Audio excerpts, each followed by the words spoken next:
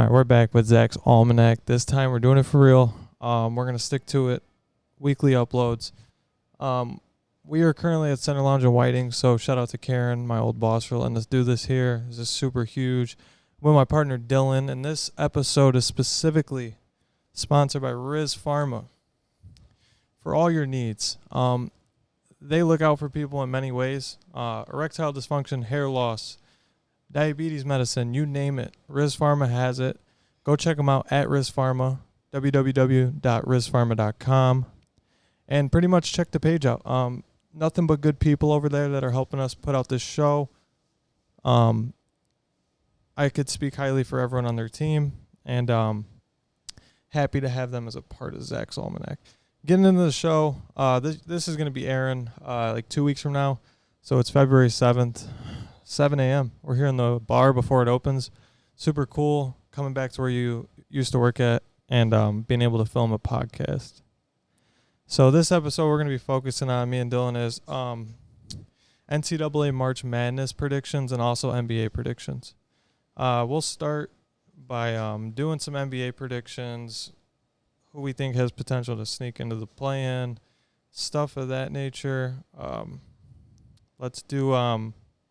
Let's let Dillon take over from here, and he'll give them your Eastern Conference predictions. Well, I think the big surprise with the Cavaliers, with them not having Darius Garland for most of the season, they're surprisingly still the 2 seed right now. I feel they can give a run to the money to the Celtics, even though they're 6 games behind right now as the number 1 seed. I think the only 3 teams vying for that last spot in the play-in will be the Nets, Hawks, and the Bulls. There's not very many good teams at the bottom of the East, so I think the Bulls and the Nets sneak in as the 9 and 10 seed. The Hawks, I think they're just too up and down to get that. I feel the last same spot. way. I feel the same way about Orlando. I mean, they were off to such a good start, and then obviously pretty much injuries put them away for a little while, but it's really no excuse. I mean, dude, they had a powerful momentum start the year. If I were to give you 8 in an exact order from the Eastern Conference, I really do think Milwaukee figures it out later on in the year, slides into the 1 spot. If not, it will be Boston. That 6-game lead scares me, so obviously the safe bet's Boston, but give me Milwaukee at 1, Boston at 2, New York at 3, giving that Cleveland. I'm not sold on them yet, but I will take Philly at 4, Cleveland at 5. Give me Miami at 6, Indiana at 7, Atlanta at 8. I'll do the Magic at 9. I think Brooklyn's going to make a playoff push. I really do. Going in the Western Conference, I'll let Dillon slide over there and do that. I got some good knowledge behind the Western Conference. So I think the Nuggets, obviously, they're the defending champions. I think they end up sliding up to number 1. I think the Clippers fall off a little bit, and they'll be the number 2 or number 3 seed. I think the Thunder will end up falling off a little bit, and same with the Timberwolves. But those top 4 will stay top 4. The Kings, they're a decent team. I just think they, I don't know, they just, in the playoffs, they don't have that much experience as we've seen last year against Golden State. I mean, the Suns, if they get hot, they can be a team to mess with. Obviously, the Mavericks have Luka Doncic, so if they make it, they're scary for any. If they're the 8th seed or the 7th seed, I think whoever they play, they could give a run for their money with Kyrie Irving.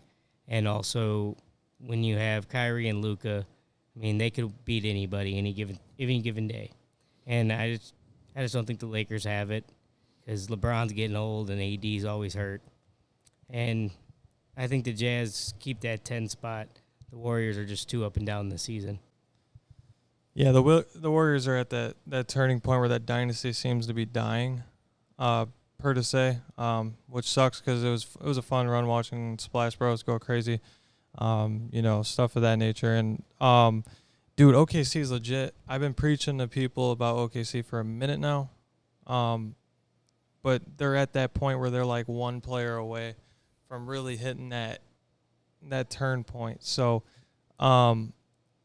at this point in time, given what I've seen throughout the season, who's got a better coach come playoff time or, crunch time when it's getting late in the season? So, the Western Conference is always going to be a toss-up to me, but it's so tight, that window from 1 all the way down to 4. Denver, Minnesota, OKC, Clippers. They're all within a game. A game is crazy. Give me the Clippers at 1 to be safe. I think Denver slides back into the 2. I think OKC's due to have like some bad games. But I will throw them at 3. Give me Minnesota at 4. I don't think Phoenix is who they really are. I'm going to keep Sacramento in the 5 spot. I think they finished there. I'm going to slide Dallas down to the 6. And I'm going to push back Phoenix to the 7. LA will be the 8. Utah will be the 9. She's putting in orders right now. This is already about to get busy. I'm thinking she's talking to me. Okay. We're going to move over to college basketball. I'm just happy to be back on the show. We're going to be putting out content.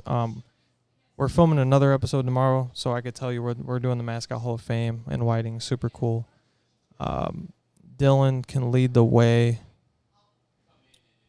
So with the NCAA, they have 64 or 68 teams now, and there's how many conferences is there total? There's a lot of conferences. Each conference has a automatic bid, and then there's 30-something bids for teams to get at-larges. And obviously the mid-major schools, they get more than likely that's the only bid you're going to get is if you win your conference in the tournament. So, like, there's a few mid-majors like the AAC where I could see 2 or 3 teams getting in. Like a scary one if Memphis wins that conference. I think that's the only way Memphis can get in now with the struggles they've been having lately. Quinterly hasn't been playing very well the last couple of games. They lost to UAB, which I really like UAB. I think they could win this conference in the tournament. Obviously, you got Florida Atlantic. They're a great basketball team. They've just been up and down against bad teams. They've been beaten. They beat a couple good teams this year. They just been up and down, in my opinion. I'm going to take Florida Atlantic in the AAC as an at-large. I mean, obviously, you got your Pac-12 where you got Arizona. They're the best team in the conference of the Pac-12. There's not very many teams that can get in the Pac-12. Maybe Stanford. They made a tough fight with Arizona this past weekend.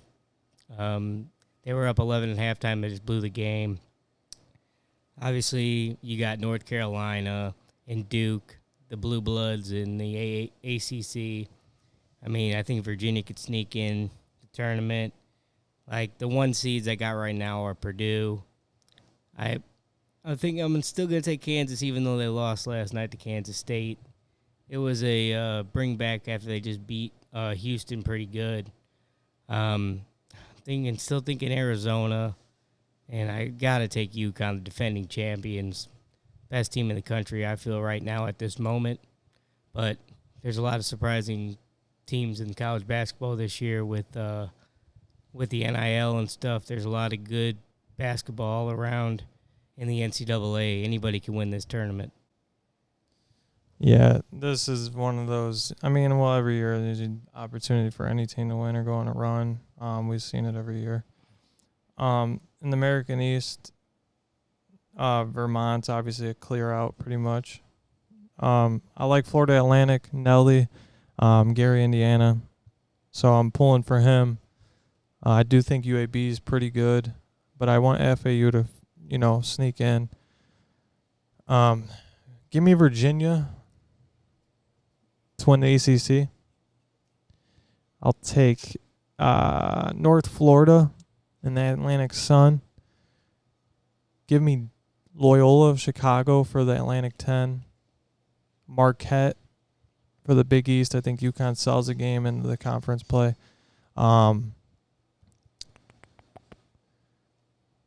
Big Sky's pretty much Eastern Washington.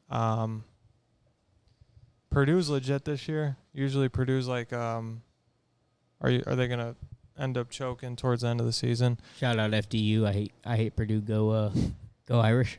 Yeah, Notre Dame fans here, but we haven't been good at basketball in a while, and sucks. I liked watching them in the March Madness area. Purdue clears the Big Ten easy. Houston and Baylor is going to be a tough spark matchup with Kansas and Iowa State as well. That's really a toss-up. You could even throw TCU in there if they get hot. Give me Iowa State to win the actual Big 12. Houston to still be a big seed in the tournament. Let's see what else. I'm going to skip over some of these small schools. Oakland and Green Bay is going to be a dogfight in that championship conference game. I think that's the Horizon League. The Ivy League, I think it's pretty cool.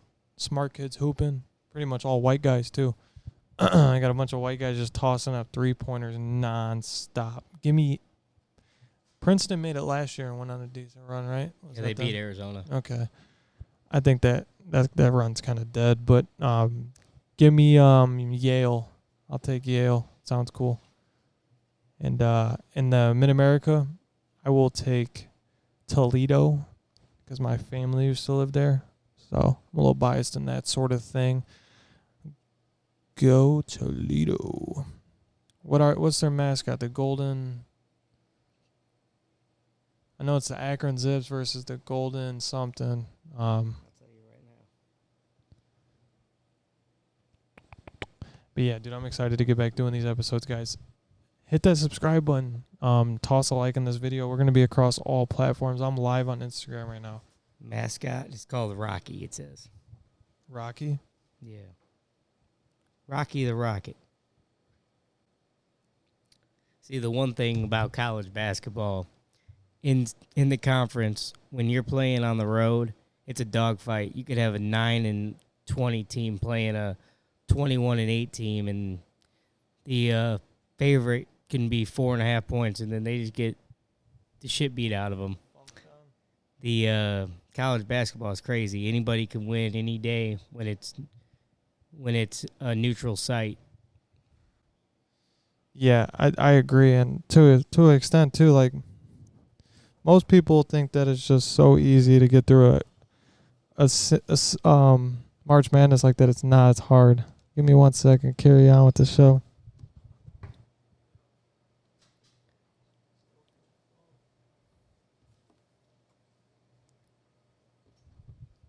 But yeah, that's huge for the show. We're gonna be traveling, doing a bunch of different stuff.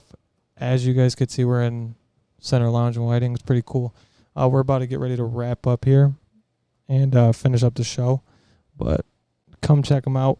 They're on 118th Street. You could come in here, get food, drinks, whatever. Always got my support, especially for letting us do this. This is super cool.